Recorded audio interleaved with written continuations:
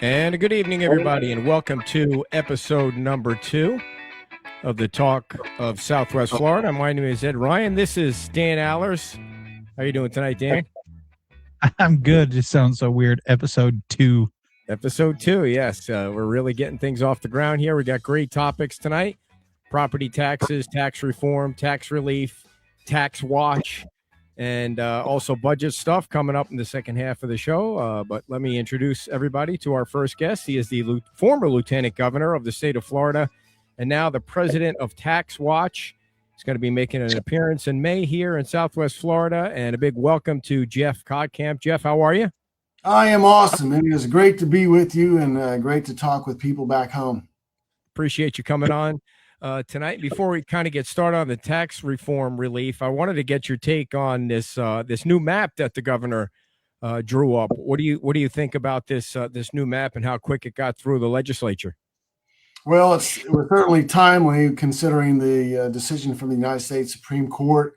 It is a little unusual. Typically, I actually sat on a redistricting committee when I was in the legislature, and typically, you have public hearings around the state. You're building a case because there's going to be a court challenge. There really wasn't time for that this go around, but this is a inherently political process, and so they certainly were within their right to do it.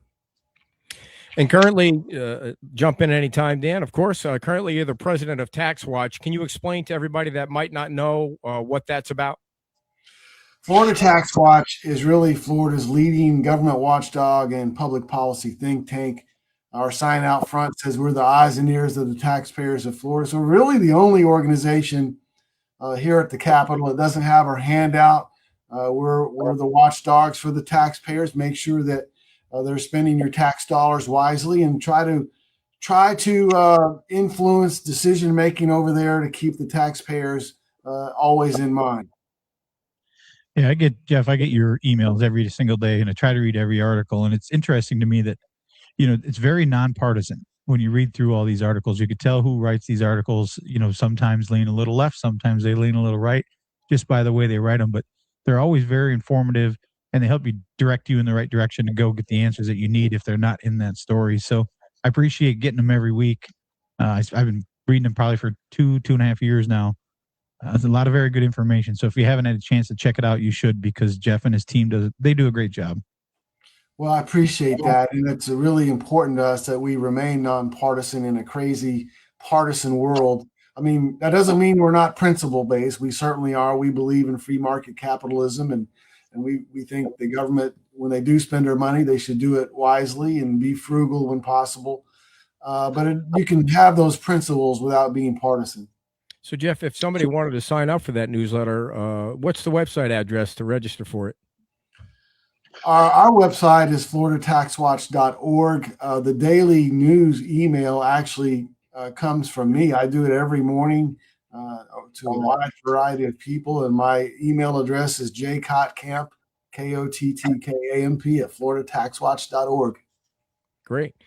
Well, obviously the big question coming up is property tax reform, and we'd love to get your perspective on it. I guess from my point of view, watching what's going on and covering the local municipalities all over Southwest Florida, they don't know what to expect. They haven't communicated, or they haven't been communicated to on what to expect, and nobody knows what's going on. But it just seems like there's going to be something on the ballot in November. Why did the governor, in your opinion, start this whole train?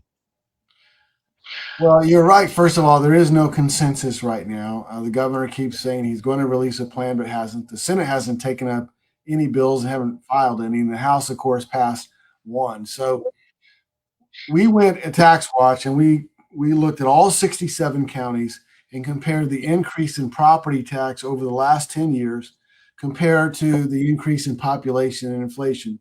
And those numbers are very out of skew in a number of counties, 2 times, 3 times, 4 times higher than population increase and inflation. So it's a fair conversation. At the same time, we've got to have a conversation about the increase in local government budgets. So if we're going to cap taxes, reduce taxes, or eliminate taxes, the last thing you want is for a local government to just raise fees or taxes in some other area.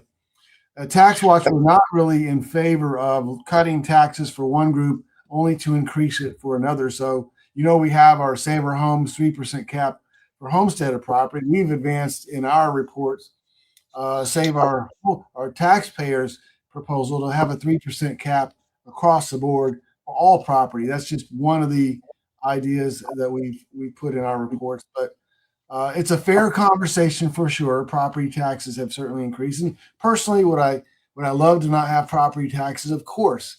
But I also love having police and fire and schools and all the essential services that government has to provide. And, some people don't even understand that property tax is how we fund local government. So it is important to identify what's the core function of government, and those core functions need to be funded in some way.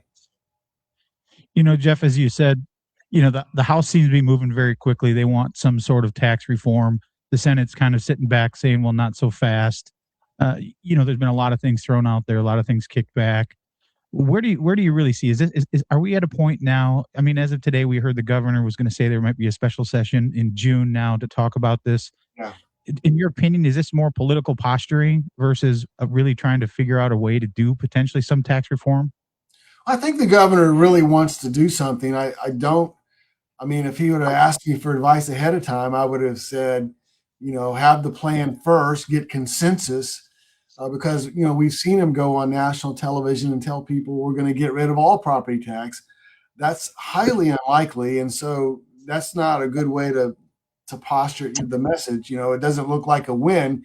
I mean, the House proposal, as an example, if that ended up getting passed, it eliminates all non-school homestead property tax. So people that were expecting to never get a property tax bill are going to be surprised, when they still get a bill for about 40 to 60% of what they're already paying. And so that wouldn't be a win for some people.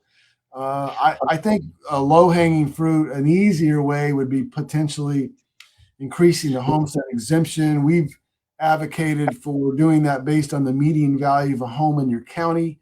The reason, a $500,000 exemption in Palm Beach is one thing, but a $500,000 exemption in Jefferson County take every house off the tax roll. So you can't do that. We have 32 fiscally constrained counties.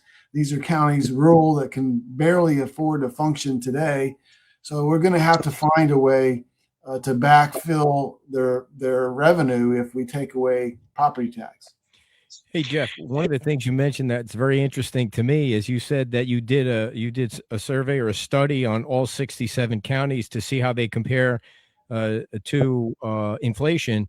Is that what it was compared to, inflation? Inflation and population increase. Okay, where do we get that? I mean, that would be. I'm interested to see, especially in Southwest Florida, how how communities like Cape Coral have increased when you compare it to inflation. Yeah, let me see if I pull it up right here. I don't know. Cape Coral will take me a while to take the city, but so go to our website. Okay. Go to taxwatch.org, and this is a really great report. Is how counties compare, all 67 counties, every form of taxation. So let's look. Lee County property tax over a 10-year period increased 93.3%. compared to population inflation increases 65%. So not horribly egregious, but certainly 30-some% more than population and inflation. So again, that there may be explanations for what the county did with all that revenue, but it at least is enough to have a conversation. Why is all that revenue being spent outpacing growth and inflation? And, that's why I said at the outset, when we talk about property tax, we need to talk about local government budgets at the same time. And I think whatever we do, we need to have not only property tax reform, but some guardrails on how much local government budgets can increase. So based on the information that you gathered there, is it safe to say? And I saw a recent study where it said that the voters would pass this easily. I mean, they certainly want property tax reform. They want all kinds of tax reform, as I'm sure you know. They they'd love to never pay any taxes, which would be the nicest thing in the world. But based on the information that you have, and knowing that this looks like it's going to go to a referendum, should municipalities prepare to make cuts? I mean, there's going to be cuts in services that have less. Should they prepare for that? They should absolutely have that exercise just to be ready. The House proposal that passed initially was a phase out, but now it's an all out reduction of all non-school property tax. So if that would ended up being excuse me, what's on the ballot, it's going to be effective, in 2027. So there's not a lot of time. So I think, and frankly, shouldn't local government have this exercise every year? Shouldn't they say, well, what if we scale back spending by 10%? What if we just hold spending level? What would that look like? Instead, what we often see is they say, well, we have X number of homesteaded properties. We can increase that 3%. We have X number of non-homesteaded. We can increase that 10%. Here's how much money we have to spend. Well, that's no way to budget. So there's, it's a fair conversation to talk about, controlling increases in budgets at the same time as limiting property tax. So, Jeff, do you think, in all these conversations, obviously I think most municipalities in counties are planning for the worst and hoping for the best. Should it go all out? Is there a reason you think that they're not doing any kind of reform with the school district money? Or, that's, as you said, it's 40 some percent. You're close to 50%. So when you're talking about getting rid of all property taxes, you're really not getting rid of all property taxes if that were to go across the board. But is there a reason why they're not touching it? You think that's just a political suicide thing? Nobody wants to touch the schools? Well, it's a good question, because every time we see a local initiative for education, it almost always passes. And so I think you're right. Their political calculation was, if we peel off education and can say we're holding education harmless, and they also have some provisions that you're supposed to hold law enforcement harmless, as an example. Well, that's going to be problematic. But yeah, I think it's a political calculation to at least take away that opposition to the proposal. But I think a lot of taxpayers would feel there's been a bait and switch when they've been told repeatedly, we're going to get rid of property tax. Yeah, and just sorry, Dan, I did want to mention that our next guest at 5:30 is a Lee County School Board candidate. So for those of you that are watching, stay tuned for that. And full disclosure, Jeff, in case you didn't know, Dan is the mayor of Fort Myers Beach, so he's watching this very closely, I'm sure. Go ahead, Dan. Well, and let me just say to Dan and the council, I mean, God bless him. I went there to a council meeting shortly after. We were having it at a hotel, actually. And it's so wild to see all the places I grew up with that are just gone. What a job they've done. What a difficult task it's been. And so congratulations for hanging in there after the devastation. It's so great to see Southwest Florida, just getting back to the new normal. But it has not been an easy task. There's no doubt about that. Yeah, we've certainly had our challenges, but so has all of Lee County, Collier County, Charlotte County. I mean, it was a good run of bad luck for a couple of years there. But I always joke around. I tell everybody, I'm probably the worst candidate ever since I've been elected. We've had a worldwide pandemic and 5 hurricanes. So I don't know if that's bad luck or what it is. But back to the taxes. For so long, it seems like life and safety issues have been things that have been at the forefront. Now, with this tax reform talk about getting rid of something that would potentially finance or continue to pay for those things, it really shocks me that there's no discussion. The school is untouchable, it seems like, but when you talk about fire, police, things like that, to just shut that tap off, for lack of a better term, to me could be very dangerous. Do you think there's any way that they can carve out a way? I mean, it seems like they're under the time crunch now, especially with moving it back to June to have the conversations. It seems like it's just going to be dropped on there. Nobody's really going to know what it is. And then November is going to be here before you know it. And the referendum will either go up or down. Yeah, I mean, you have to fund the core functions of government. And what's government's first and foremost responsibility? Safety and security. So you have to fund that some way. Now, the governor has proposed an idea for the fiscally constrained counties of creating a pot of money to divvy up among those counties. We've already heard from the incoming speaker; he's opposed to that. But that's why you have government. So you've got to fund those core functions somehow. This is a substantial hit. We're talking about billions of dollars, and so there has to be alternative funding to fulfill that role of government.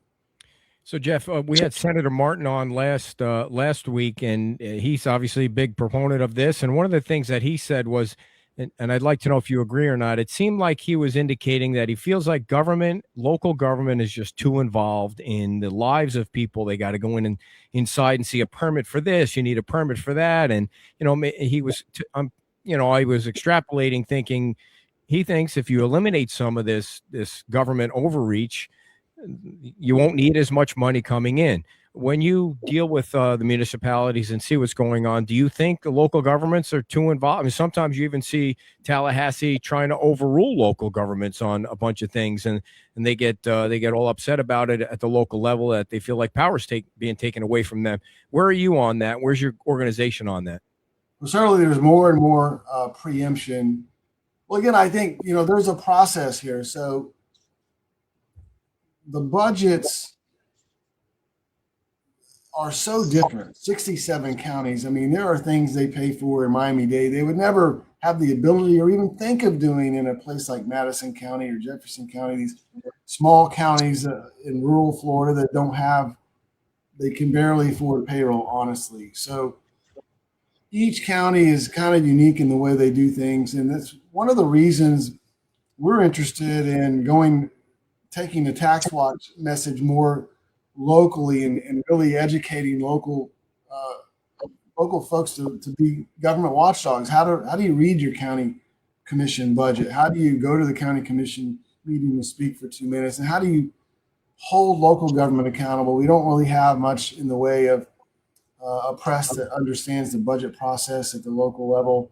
So it's fair game, but at some point you have to recognize there are some things that government has to do, and one of them is safety and security, and that's one. Not only do they need to do, they need to do it well. You've got to make sure you maintain safety and security in your state. Jeff, one of the things that I haven't heard come from anybody, and we didn't even talk about it a little bit with Senator Martin, is up and down the coast of Florida and the Gulf Coast. There's a lot of communities, a lot of counties dealing still with recovery from the hurricanes over the last 5 years. I haven't heard anybody really discuss how are you going to deal with counties like that or municipalities who are still recovering or still waiting for FEMA reimbursements, or, they're trying to build back up their tax base. I haven't heard anything come out of Tallahassee. Have you heard anything that there might be something that could put in there to, they did plenty of that after the hurricanes. They came in and said, you can't do this, you can't do that. But I haven't heard anybody talk about how are you going to deal with communities that deal with natural disasters, if this goes away? Yeah, we've had several reports at Tax Watch on resiliency, and one of the key, we have this new program over the last couple of years, grants to harden homes. Hardening homes is a real key, not only to help prevent damage to homes in Florida, but that will ultimately lead to lower homeowners insurance because now you're reducing the risk to the insurer, and then premiums can come down. So that would be one of those areas where I think, you've got to work on resiliency, hardening homes, particularly on the coast, but not necessarily on the coast. And that you're right. You want to do that ahead of time to help prevent the devastation that we see, particularly from these Cat 4 and 5s. So, Jeff, if you're a betting man, what do you think we're going to see by November for the voters to vote on? What's going to come out from everybody you talk to, and the expectation that something's going to be on the ballot in November? What can the voters start thinking about? It might be a possibility. It's a good question, and if you've been paying attention, you know that the governor and the speaker in particular have not been getting along. And so just because the governor comes out with a proposal, there is no guarantee that the House will take it up. I think there's going to be a lot of pressure on them to put something on the ballot. That's why I think the fallback position would be increase the homestead exemption. That's property tax relief that everybody would feel. whether they get creative. I mean, there are other things that are really important to us at Tax Watch. One would be what we think is a horrible position we're in. The average age of a first-time home buyer is 40 years old. That's way too old. And we would love to see a proposal for maybe a 25% property tax reduction for first-time home buyers that would phase out over time. If we're going to do this, let's do it strategically. Let's look out for the senior citizen on a fixed income. Let's look out for those first-time home buyers. I don't know if we're going to get that. It's really with the level of discontent, particularly between the governor's office and the House, it is hard to predict what that product will ultimately look like. Jeff, for the people that don't really pay attention or follow your information or follow what's going up in Tallahassee, they look at things like the redistricting act that just came out. They thought, wow, they called this special session in 2 days. They made a decision and changed the outlook of, who could potentially be your candidate.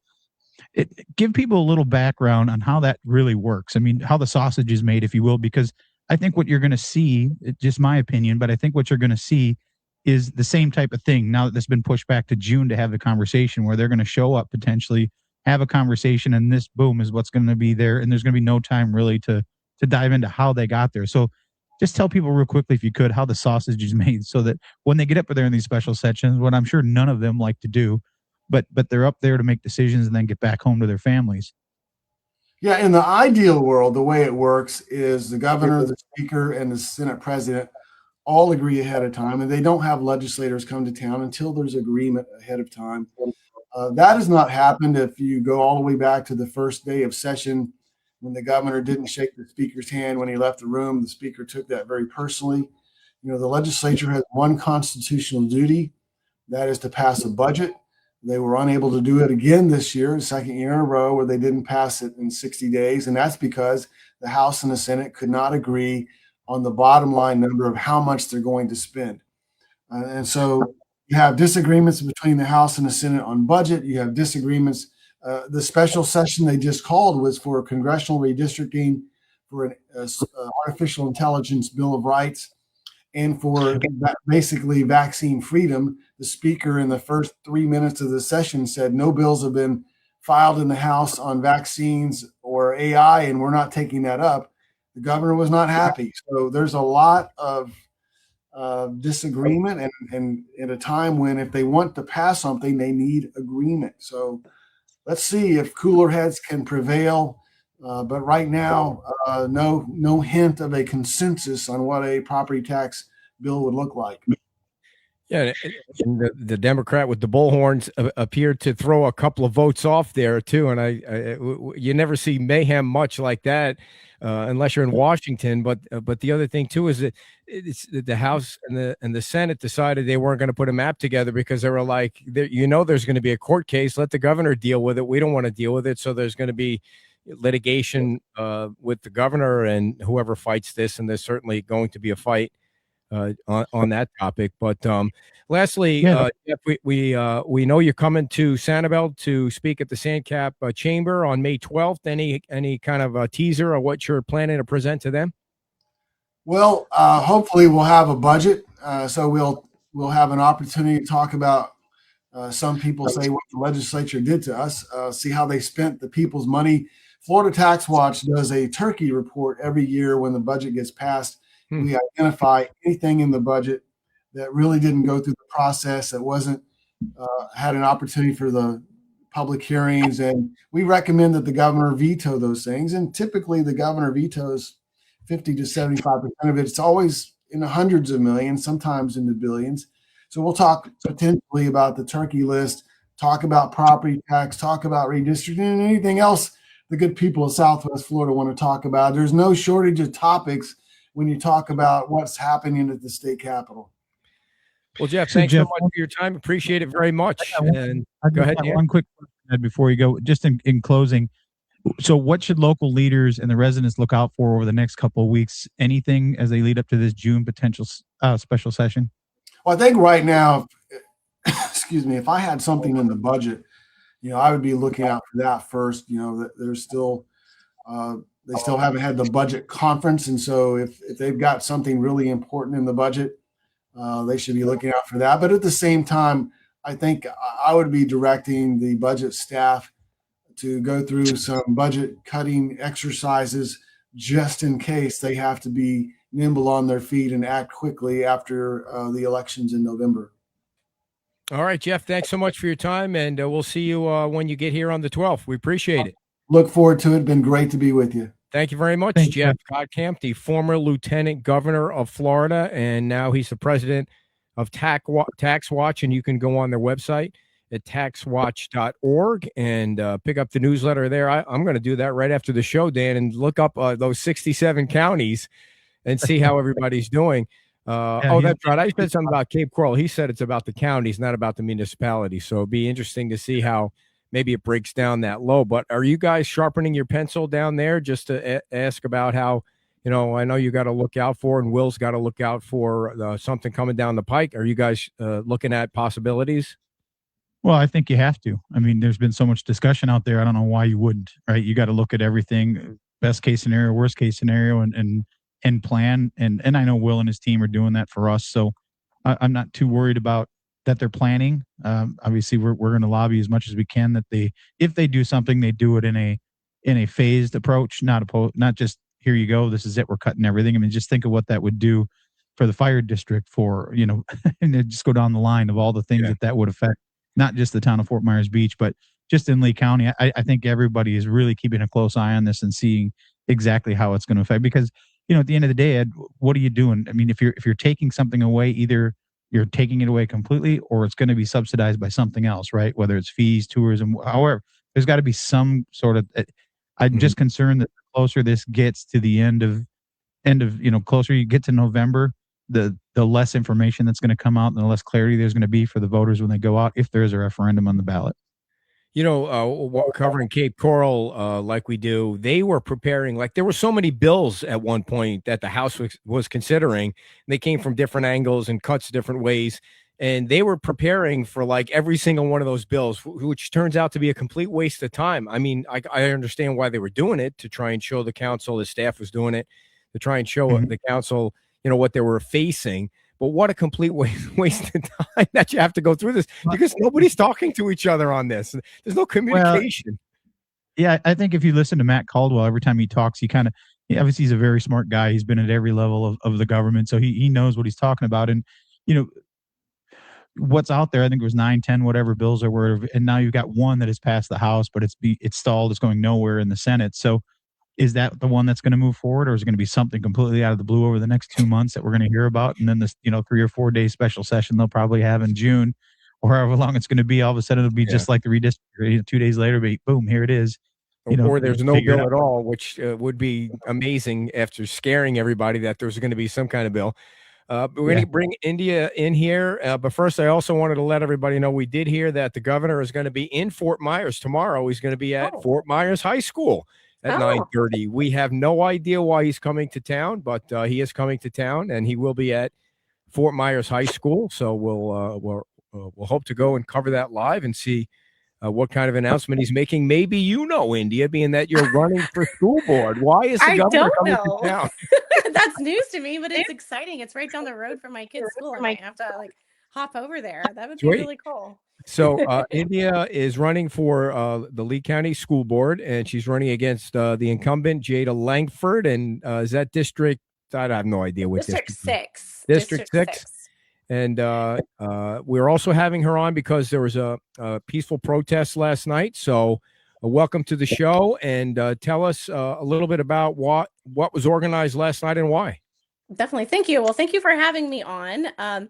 Last night was my first, step into organizing a protest. I've never done that before, but I've been in our community for quite some time, going to our school board meetings and being an advocate on many things happening in our school district. And here lately, it seems like we're reaching a fever pitch with these cuts that are coming down the pike. And it got really bad these last couple of weeks. I've had message after message from teachers and families and different groups throughout the county of people reaching out to me and telling me their experiences, their worries and their stresses. And they had tried to reach out to our school district and really tried to find a solution to these things that they're facing, and they felt like they were being ignored. And I can really empathize with that because that's kind of what made me decide to run for school board.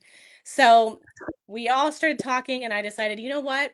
Maybe the community at large needs to be aware of what's happening in our community. I know a lot of people go about their day, they're working, and they're not always going, "Ooh, I wonder what's happening in our school district."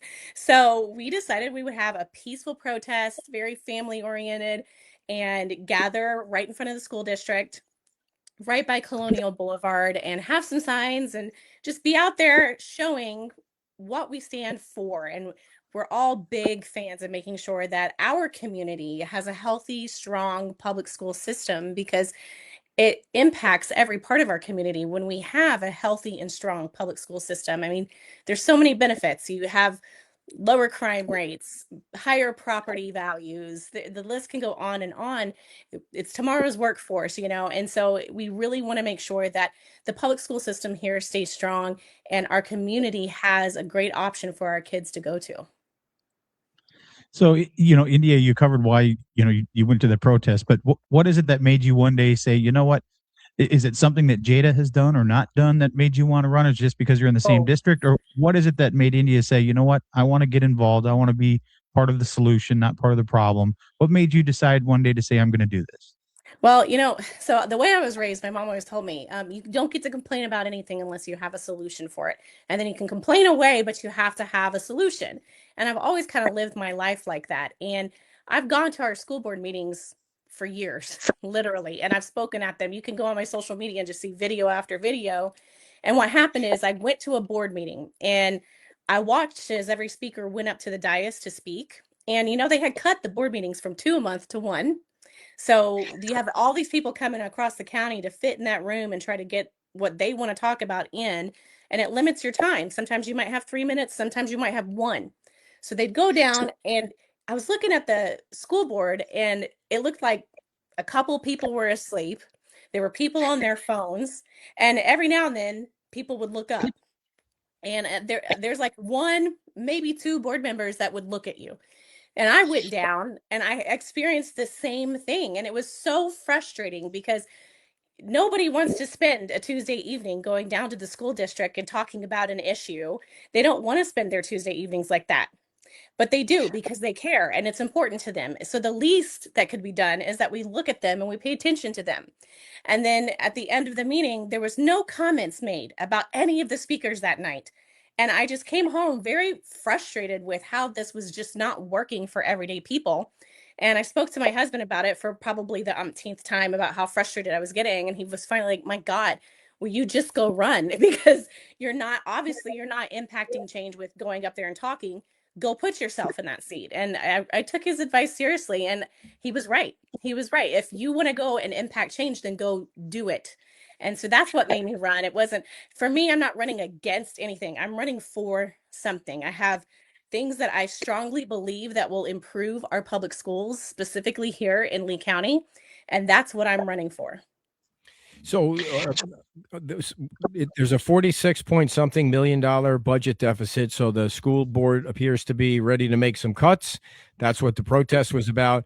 But for people that look at a whatever 2 billion, whatever the budget is now, it's over $2 billion, $2.9 billion. almost $3 billion, and they see the cuts, they'll be like, well, it's about time there's some cuts. So I mean, there are people that don't mind seeing the cuts. So why not let them cut it? Well, look, the way I see it, we have a $2.9 billion budget, right? I mean, for perspective, that's the same as the federal DEA's budget in our school district, and it's larger than the entire city of Tampa's budget. So it's a lot of money that our school district is responsible for, right? So it is a really good responsibility they have on their shoulders, but we also have to make sure that if we're going to cut, we're cutting from the right places, places that aren't going to negatively impact our students. We have to streamline and make sure that every single penny gets spent on making sure our public schools are strong. So when I look at the bigger picture, and when I first started going to board meetings, I started hearing from teachers at these school board meetings that they couldn't afford to pay their bills and they would have like doctorates and they were having to go to Harry Chapin Food Bank just to get food to feed their kids, not even them. And I couldn't comprehend how we couldn't afford to pay teachers well and why they were having to do that. And I have a background. I worked for AT&T for 10 years. I ran their retail locations. And I started wondering, well, why can't we afford? Is there something wrong with our budget? And I started looking through the budgets, and I could see school level budgets, but I could never find our central office budget, like a line item budget. And it just doesn't exist online. You can't find it anywhere. So that to me is a red flag. If we don't know where that money's going, how do we know how we're spending these things? So I think we have to look at our budget and say, where can we least impact our frontline kids? Where can we least impact our students and make cuts there? And there's lots of places, and I don't even have full access to everything. I don't even have the full broad view like a board member sitting in the chair could have, or even our superintendent and their staff.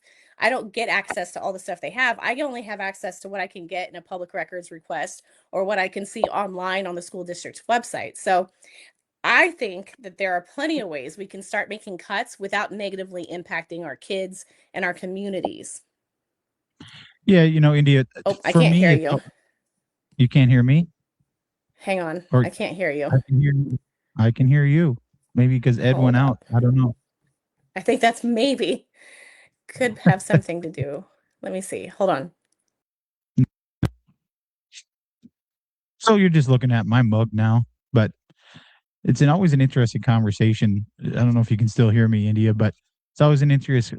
When you talk about cuts, it seems like in certain levels of government that people start cutting the lowest jobs first, or cutting the bottom people first and working their way up, instead of, to me, my brain works is, if there's two, three, four people making one, two, $300,000 a year, is there a way to combine their skill set to alleviate? I mean, think about it. If someone's making 100,000 a year, 200, $150,000 a year, is it potential, if you do have to make cuts, if it's an important thing to make cuts, that do you look at that position and save two teachers? And I don't know what the answer is. As India said, I'm not sitting in that seat. I can't see exactly what it was, and I can tell you from personal experience in dealing with different management that sometimes, even though you want to ask and you have the power to ask for it, the answer you get is still very vague. It's not always a black and white. It's not, here's, a lot of times if you look at the budgets, you'll see that, what is a general budget? It'll be named something. You'll ask, what is that? And depending on who's the manager or who's in charge at the time,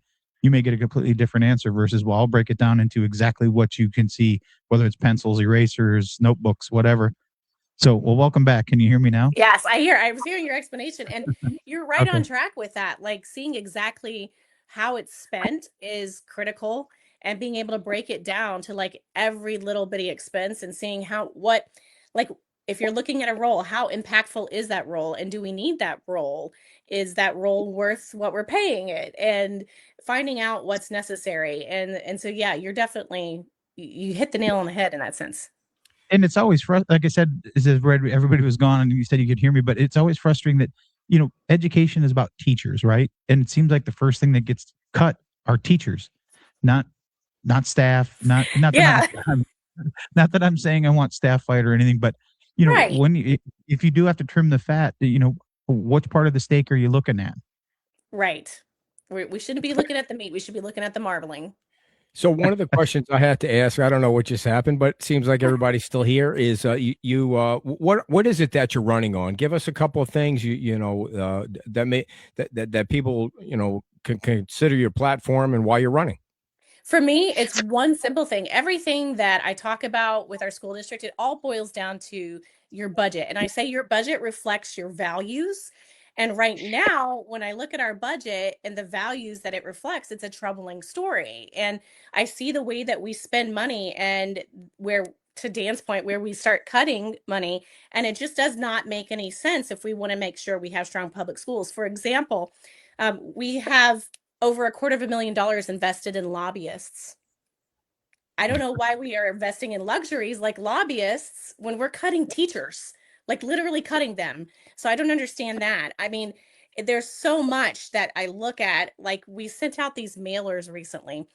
On the one mailer alone, we spent $64,000 on this postcard to send out to the community. The whole purpose of the card was to recruit people to come back to our public schools since we are apparently losing them. And they sent it to voters. They didn't do like a targeted mailing list. They didn't like send it out to people who had only school-age children in their homes. My 90-year-old neighbors came over and were like, "Hey, do you know why we got these? Our kids live in Michigan." And I was like, I don't know. And looking into it, they got a voter list. And when I questioned our board about it, they defended it and said that it was standard business practice to send it out to a voter list. I followed up on that and I called around to a few school boards in the state and asked if you were going to send out a mass mailer and you were going to try to recruit people back to public schools, what kind of list would you look to use? And I was told they would try to use census records. They said most school boards have a public relations person who can pull data like from census records. They can contact the state of Florida and reach out to families that signed up for the free VPK vouchers and try to, get them on a mailing list. There were many ways, but none of them said a voter list. So I asked them, would you use a voting list? And they said no. And Now, they India, kind of, how many teachers does Lee County have, and how many are being cut? so we don't know how many are being cut because again, we have a transparency problem with the communication around this cut. But we had about 6,000 teachers, and I don't know what we're going to be left with because we don't really know what is getting completely cut. And they'll be making these cuts up until May 11th, I'm told. So the way I was told this cut is working is the superintendent went to the principals and said, you need to cut your budget by this percentage. I've heard different numbers. I've heard 3% or 5%. What I'm seeing is these schools are cutting way more than 3 or 5% of their budgets. And what happens is it's passed on to the principal, and then the principal has to see what their new budget looks like. And then that principal's required to have certain roles by law. So they have to first fill those positions. And then they're just kind of left with cutting really important things like the arts programs at their schools or mental health professionals.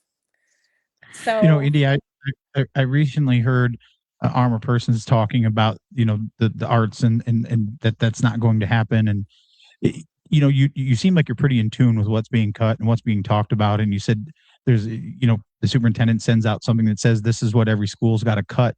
Do you know at all, is there anything that has come out from the superintendent's office that says I'm going to cut the same percentage? I'm asking my principals to do it, therefore I'm going to do the same thing? oh no, they're definitely not. That's some strategic messaging that our school district likes to put out, where they say we're not cutting the programs, but what they are doing is cutting the funding for those programs. So it's a strategic way of saying something, so it doesn't look like you're cutting a program.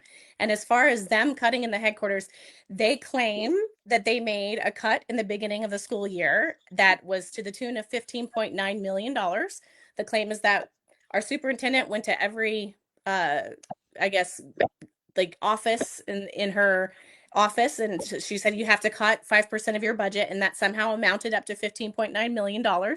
They never released a line item of that saying which departments cut what, and they never released a line item of how they reinvested that $15.9 million.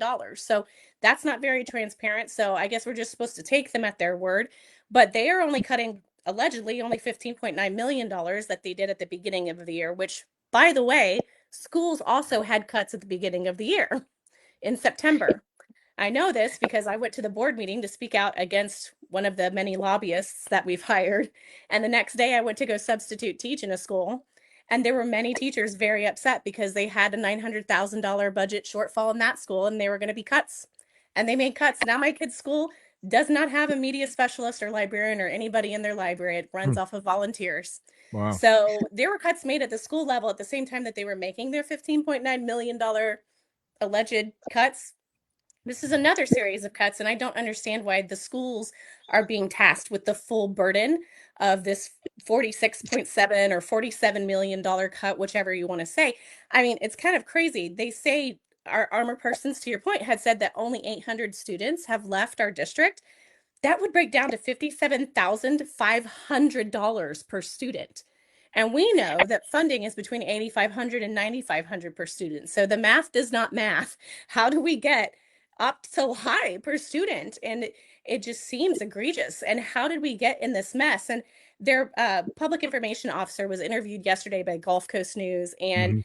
he said, "Oh yeah, when you're a family and you have you have more going out than you have coming in, you have to cut back. You did. But I think it bears saying, well, if a family has more coming like out than going in, we need to ask ourselves why Yeah. and identify the root So problem. speaking of that, how would you grade the school superintendent? 1 being the worst, 10 being the best. What kind of job is she doing? Look, it's hard to tell because there's a constant barrage of things coming at you that are happening.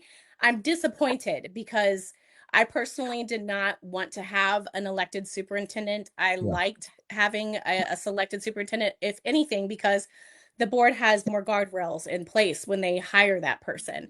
And now the superintendent is in that position for 4 years, no matter what happens, and Right. they're beholden to the voters. So it's a whole different animal. And So is that a I 5 think or a that 6 or what's the number? 5, 6, 4? What is it? He does I all would the Come on I time. now. wouldn't say I'm exactly happy about it. I'll say All right, that. I'll call that a 5, Dan. What would you call that? That's coming in halfway. That's sitting on the She's- fence. Yeah, she's on her way to being a politician. So, so India, what with the increasing population in Lee County and the decreasing or appears to be decreasing school numbers, what do you think plays into that? Why do you think that's happening? Well, I think we have systematically underfunded our public schools over the past several years, and we are seeing the product of that. Families leave public schools because they don't feel that that school is going to meet their child's need. That is why they leave. They go, you know what? You're not doing my kid justice. So maybe I'm going to homeschool or maybe I'm going to go to a private school, whatever the case may be. And then it becomes this vicious cycle of we lose money when a kid leaves our public school system, but we refuse to invest in our public schools and we spend money on silly things. And so it becomes this vicious cycle where it hurts our public schools in a continual way. So, India, what do you say to the homeowner watching? We just talked about the property taxes. What do you say to the homeowner watching who says, well, wait a minute, India, we're underfunding our school. More than 40% of my property taxes go to the school, plus a 0.5% sales tax. What more do you want from me? Either I I don't don't have want kids. any more from any other person, and I don't think we need any more money from the taxpayer. I think it's atrocious that we have a $2.9 billion budget and we can't do what we need to do. That's just silly to me. There's no way that you can tell me that we can't afford to pay teachers and have good public schools with $2.9 billion. It seems to me that we're spending money in the wrong places and we don't want to be upfront about why it's $47 million. So then you have to start asking questions about, well, what are you doing with the $2.9 billion? And how come we can't afford to have a strong public school system with that much money? I mean, that is an exorbitant amount of money for a school district. So, if you were elected, India, would you call for a deep audit of the books? Oh, that is the first thing I would love to see. I would love to see a full forensic audit of our budget. And we need to just see where like literally everything is because you cannot fix a problem until you face it. And we have to face what the issues are. And then it has to be transparent, available to the public so that the public can see it and easy to use so that they can understand it. And then we need to start figuring out how we fix this problem. We know that there are possibilities of budget cuts on a federal level, and we know that we have students leaving our public school system. But with $2.9 billion, we should be able to figure out how to run our public schools. It doesn't seem like that is an exorbitant, like, or a tall ask. $2.9 billion is a lot of money. Yeah. So, you're running District 6 against Jada Langford. By the way, how would you grade her job 1 to 10? One, Look, I have nothing got to be a against 1 or you Jada, wouldn't be running. but the way I see it is there's members of our board who vote with each other. Oh yeah. I mean, it's 98% of the time that they vote together. And very rarely does somebody pull something off of the consent agenda to talk about it. There's like 2 board members who do that. The Yeah. rest of them don't. And then we wonder why we have a $47 million deficit. So, well, if we're showing up and rubber stamping everything, Yeah. that's how we got here. We have a question from one of our followers that was texted to me. Do you know how the school budget compares to similar sized districts? To similar sized districts, we're about comparable as far as budget. It's a little bit higher because we do have the half-cent sales tax in play. Yeah. But it's comparable. And I mean, we are the 8th largest school district in the state. And budget-wise, we're pretty on par with all of the rest of them. Dan, any other questions before we let her go? No, just I went to your website obviously to learn a little bit more about you. If I could give you any positive feedback, you had a great 4-minute video of telling us who you were, from Oklahoma, went to, Arkansas, that kind of stuff. But you talked a lot about what you did after, Hurricane Ian. after Hurricane Ian. They all kind of run together after the last 5 years, but after Hurricane Ian, and I can appreciate that. If I could give you any positive criticism, I would take that 4 minutes. You seem like you're very educated. You seem like you have the pulse of what's going on. Make that more about who you are. I mean, we appreciate what you did, but as we get farther away from Hurricane Ian, people want to hear from you as to what you're going to bring to the table, what changes are you going to make, because those that are frustrated and want to see change, they want to know what exactly it is you're going to do. And maybe that 4.5 minutes that you have on your website would be better suited giving us that. But again, thank you for everything. Or another video, yeah. So what is your website, India? My website is palenciaforus.com. All right. And for those of you that are in Cape Coral, we will have India on our show on May the 8th at 5:30 for the full half hour. So we're going to start having school board members on. So we'll see you over in Cape Coral. And thank you so much for coming on, and congratulations with your first peaceful protest. Yes. Thank you for having me. I appreciate it so much. Thank you. All right. Have a great night. Yeah. Good luck. All right. That was India Palencia running for District 6 in the school board. And let me see if I could. There we go. I don't know if it's better, bigger, or little. I like to see the background. I know you don't like, but you look like you're shorter than me when I do it like that. You need to move your camera down a little bit. So you're the one that. Which way do you want? I mean, come on. I know. The one that told me. Oh, there you go. Now you look like you're a big boy sitting on your car seat there. You media guys are all the same. I got yelled at all the time after the storm. Turn your camera up, down, turn it left, turn it right. One time after Hurricane Milton, when I was staying at Margaritaville, the Fox people called me, and man, they were, because I was the only one on the island in the middle of the idiocy. Oh my God, they were giving me all kinds of orders about which way to put it, and can you stand this way? God. I'm like, I wound up just hanging up on them and saying, forget about it. I'm not taking all these orders from you guys. Who do you think you are? So I don't know what happened. I can tell you what happened when I had to leave the screen earlier was the dog. No, I didn't have to go to the bathroom. I'm here. Kim's not home yet, so the 3 dogs are running around crazy. So I always said to you, if you see me leave the screen, it's probably because I have to go to the restroom. But that wasn't it to start. And as soon as you left, India couldn't hear me. She's like, I can't hear you. And then she went out. So I was just rambling on by myself. That was good, man. Good recovery. Look at you. You're all over it. But no, I think that was probably on her end, because when she was listening in the first half hour, she was having trouble hearing. So sometimes you just need to reboot and everything's fine. But to be able to stay in your skis like that, Dan, look at you after only 2 episodes, holding the house together. A grizzled veteran here. Yeah. And so if you missed it earlier, Governor DeSantis, or if you're listening to this on Saturday, it won't make any difference to you. But Governor DeSantis is coming to Fort Myers tomorrow morning for some reason at 9:30. And I'm guessing we're all going to get a press release early in the morning, which is usually the way they do it.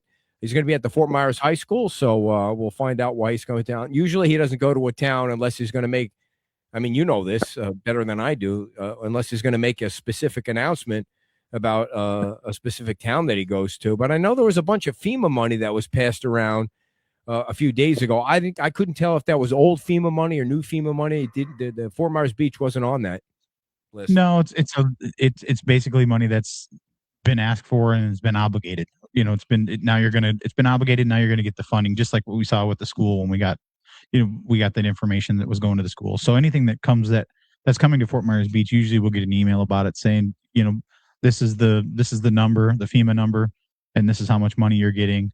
And then shortly thereafter, hopefully you get the money. So we like to see those emails. Yeah. And if you're watching this for the first time, please follow us on Facebook and share this with anybody that you know that lives in Southwest Florida. The issues that we're going to be talking about and the interviews that we're going to be doing will have to do with all around Southwest Florida. Next week's show will start in the first half hour with an interview about the Boca Grande parking issue. There's parking issues everywhere you go these days because everybody wants to come to Florida. Everybody wants to come to Southwest Florida, and they are certainly dealing with something over there. Yeah, and if anybody that's listening or watching later if you have any suggestions on who you'd like to hear from and any kind of topic, just let us know and we'll do what we can to run them down and see if we can get them on here for a half hour or an hour, depending on depending on what the topic is, and try to get the answers that we want. All righty. Sounds good. And you can email Ed Ryan at beachtalkradio.com or capecoraltalkradio.com, and I'll pass it along to Dan, and we'll hunt down those interviews. And we appreciate you guys following us on Facebook, where we're trying to keep up to date on all the news affecting Southwest Florida. And of course, as the next week starts a new month, and so a lot of meetings going on in all the municipalities next month, including Lee County. So we'll keep an eye on all those. Any last thoughts, Dan, before we head out of Dodge for tonight? No, it's not just Lee County too. If we can get anybody from Collier County that has any questions for stuff that's going on down there, or Charlotte County, I mean, we're trying to cover everything that affects us down here in Southwest Florida. So don't be afraid to give some ideas and some people that you want to talk to, because that's how we all learn. Yeah, and it doesn't have to be about politics. Like trying to find out who's organizing the Blueberry Festival. That it was harder to get the former lieutenant governor on the phone than it is to find out who organizes the Blueberry Festival. So we'll track that down, because we like to throw in different events like that that are going on around in the county. Absolutely. All right, Dan, have a great night, and we'll see you soon. We'll see you on Sunday at Wahoo Willie's, and we'll see everybody 1 week from tonight with episode number 3 of the Talk of Southwest Florida. Have a great night, Dan. Have a great night, everybody. You as well. Bye-bye. See you later.